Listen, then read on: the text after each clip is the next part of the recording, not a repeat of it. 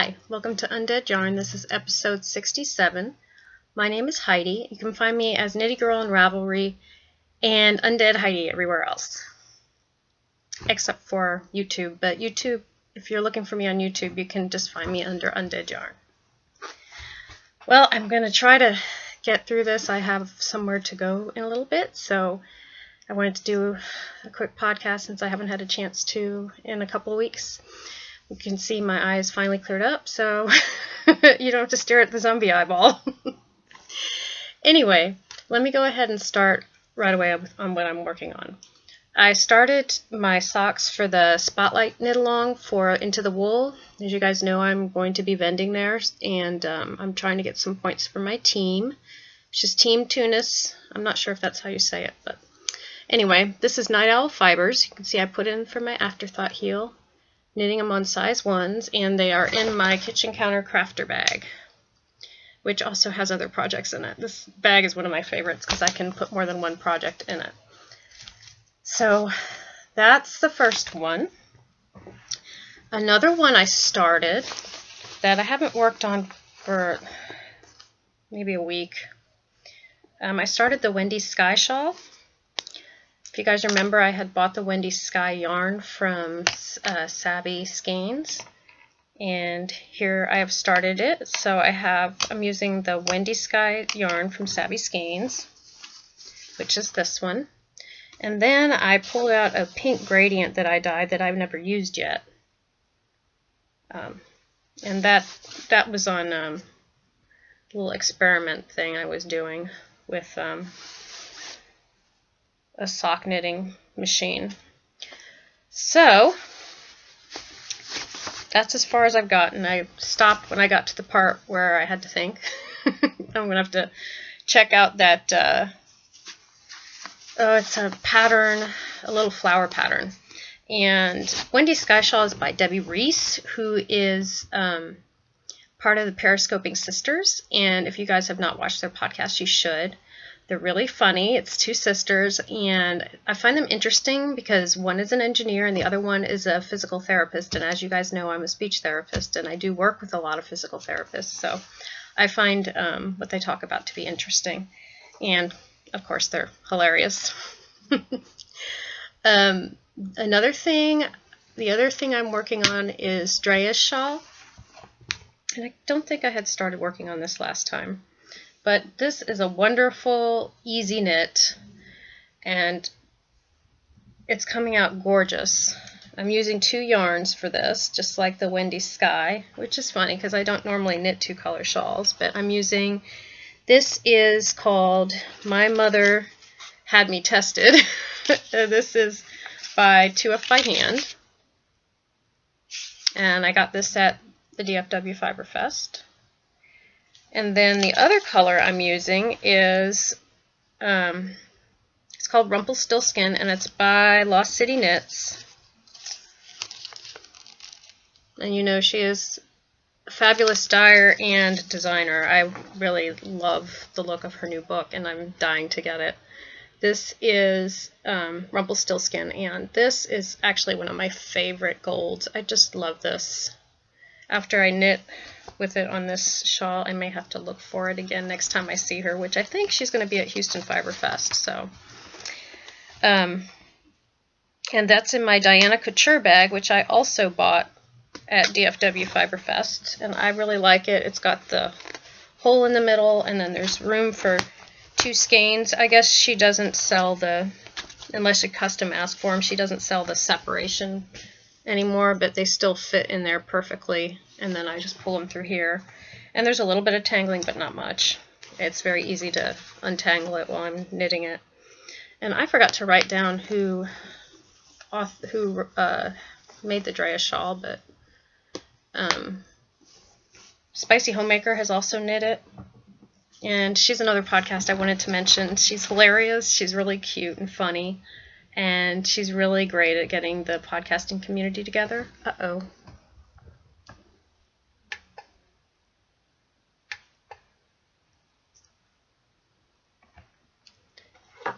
My microphone is blinking, so I hope it's working.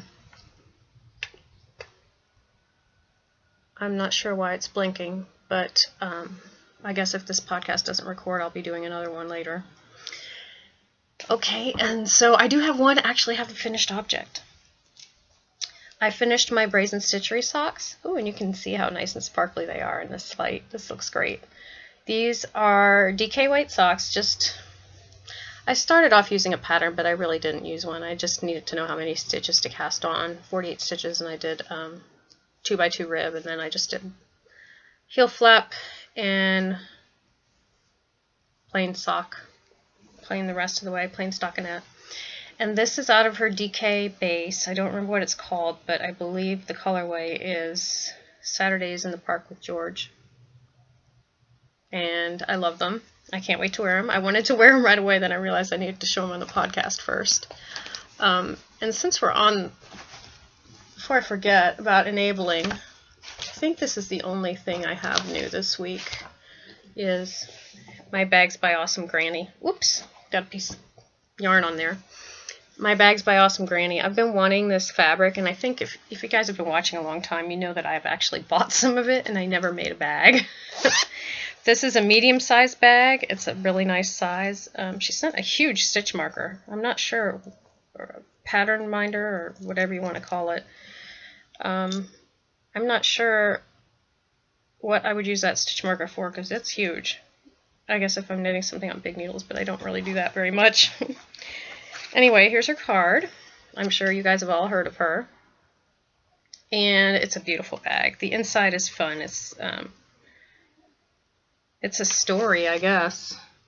I'm not sure what the story is from, but has a nice little clip on the side, handle, and a nice black zipper. And I'm so excited she had these. And I got the medium bag, because I have a lot of sock bags, but I do need some medium bags. And that's all for enabling. We can review. Oh, that blinking's bothering me. I'm guessing there's going to be a problem when I start to go back and check. Oh well. I saw Darian Duran a couple weeks ago, and they were great. I saw them with Chic, and oh, I wanted to say I saw it at the Austin 360 Theater, and it was really beautiful. It was my first time there. It's in the same area where they do the Formula One racing. They were amazing. The only other concert I think that I've been to that I thought was as good was David Bowie. So another amazing concert. I'm so excited. I was so happy for it. It was so much fun. And then, I wanted to mention that I'm going to be bringing back my werewolf and vampire bases, because I have a lot of nice soft yarns. I don't have a lot of workhorse yarns, and I don't know, I kind of feel like you need workhorse yarns. You need yarns that aren't going to be big pillars or that are going to hold up sturdy, and the vampire and the werewolf bases are both very sturdy yarns that will hold up. The vampire base is superwash, and it is merino and nylon, but it is not your typical soft merino nylon. It's more along the lines of a BFL or a Corriedale. I still am going to have the BFL base. I love the BFL base as well. And that one is a high twist. This one's just a regular twist. But I've found that the vampire base wears well, and people seem to like it. And of course, I have my fans of the werewolf base because it's got a lot of yardage. When I ordered it this time, it looked like it might be just 350 yards instead of 400, but that's still a good amount of yardage compared to most DK weight yarns. And I also wanted to mention that for the month of May, if you type in the code MAYFLOWERS all in capitals, you can get 15% off in the shop. I already mentioned, I wanted to mention thank you to Spicy Homemaker, because she mentioned our Pen, Hook, and Needles Autism Awareness Knit-Along. And she also is doing a bunch of knit-alongs and something called the Knitting Games with person, I have KG, I'm not sure what her name is. I didn't write down their names, but her podcast is the Sip and Stitch podcast, and she's also from Dallas. I think she's from Dallas or in the area. And I've only watched so far one of her episodes, but apparently she does roller derby, which I think is really interesting. So I'm looking forward to hearing more from her and her podcasts. But the two of them are doing something called the Knitting Games, and it's like themed around the Hunger Games. And I guess there's all kind of challenges. And the funniest one I've seen so far is the Swants Challenge. But you'd have to go back and watch some of the older episodes to see those. And I also wanted to mention Tiny Paper Fox's podcast. If you have not watched her and you're interested in spinning, I would highly recommend her. She has a lot of great information. She and her husband are both very into the fiber arts, and they are actually in the process of moving from New York City to Portland, Maine, so that they can be more involved in the fiber community. And I think they're also looking forward to actually living in a house and not an apartment. So they have a lot of information, and they're very nice, down-to-earth people. So I highly recommend that podcast if you have not watched it. And the other one I wanted to mention is, I know I've mentioned the Fiber Pusher podcast before, but right now she has some threads that she's putting in her group that I haven't had a chance to go and look through, but I really want to. She's going to be having an open dyeing thread, an open weaving thread, and an open hand-spun thread. So you can show your works in progress, your final objects, and discuss all those things. And I'm really particularly interested in her dyeing thread because she is a natural dyer, and I have not done any natural dyeing. I have done acid dyes, and I've also done the Procyon dyes with cotton, but I've never done natural dyeing. She actually talked about that in her last episode, so I wanted to mention her too. Yeah, I sure am speeding through this, but hopefully it's recording. Anyway, I wanted to mention that the finished object thread winner for this month is Christy Rose, and she gets a $7 or less pattern, and I will see, oh good, it's right there. I'm going to pull up her finished object and show you. She finished a pair of socks in, she finished a pair of socks in my old vampire base called Leprechaun. And she posted them in the finished object thread, so she is going to win for that. And then I was going to show the last couple finished objects in my yarn that I did not get a chance to show. Talia, Franciscan Gypsy Designs, used my, I think it was my worsted weight base in the smog color for her owl pattern. And then Den Mama, who also has a podcast I mentioned before, used my yarn to knit the Cattywampus hat by Elizabeth Green. So those are the last couple. Oh, and I didn't get to show this one either, and I really love this one too. This is For the Love of Rainbow Shawl by Mina Phillips, and Lim Call used my, you can see it better on the website on Ravelry, but she used my minis, the unicorn, what's it? Rainbow Apocalypse, yeah, the Rainbow Apocalypse mini skeins for making a shawl. And she used white, and then she used my little bright mini skeins. So those are some fabulous FOs. So remember, if you knit something with my yarn, not only can you enter it into the Autism Awareness Knit Along, you can also enter it into the FO thread for a chance to win a $7 or less pattern. And there was only one this month, so she automatically won the $7 or less pattern. And I also wanted to say I pulled for the Autism Awareness $10 or less pattern from the finished object thread, and the winner is Mama C. So Mama C, if you hear this, PM me on Ravelry and let me know what $10 or less pattern you would like. I guess the next thing I wanted to talk about is I've been doing some reading, and I've been reading, actually I just finished Alice in Zombieland, which is the White Rabbit Chronicles, and it's by Gina Showalter. I'm not always good at author names, but it was excellent. I loved it. It was another YA novel, and of course the main character's name is Alice, and they loosely base it on Alice in Wonderland. It's not really based on Alice in Wonderland. It's It's got a little romance in it, and they're all teenagers, but you find out that they're fighting zombies, but you don't find that out until later in the book, so I guess spoiler alert, but I think you can figure that out, Alice in Zombieland. It kind of is like a toned-down Black Dagger Brotherhood. The guys in it are rough and tough and scary, but sweet. And then they talk about their relationships and how they mysteriously seem to get by in school even though they miss lots of days, because when they come back after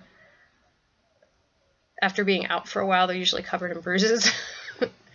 It was a good book, and I'm looking forward to reading the second one. And then I just finished listening to City of Heavenly Fire, which was the last book in the Mortal Instruments Chronicles.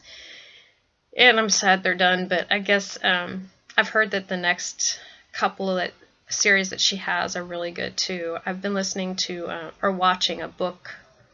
You know, they have book talk on YouTube. Most of the book talk people are a lot younger than me, and they read things that I'm not necessarily interested in. But there's one called Dark Reader, and yeah, she reads a lot of YA, but she reads a lot of the stuff that I like, the darker stuff.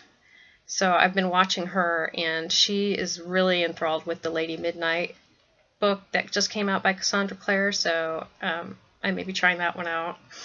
And then as far as what I'm watching, I just finished watching Salem Season 2. Don't watch it if you don't like horror movies. This is a horror series. That's about all I can say. And it's based on Salem back in the witch trial days, and there's Cotton Mathers in it, and I don't know all the other people if they're actually real characters or if they're fictional characters. It'd be interesting to find out. But it's loosely based on that, and it is a very scary, dark series, but it's excellent. Good character development, and it is very it's scary.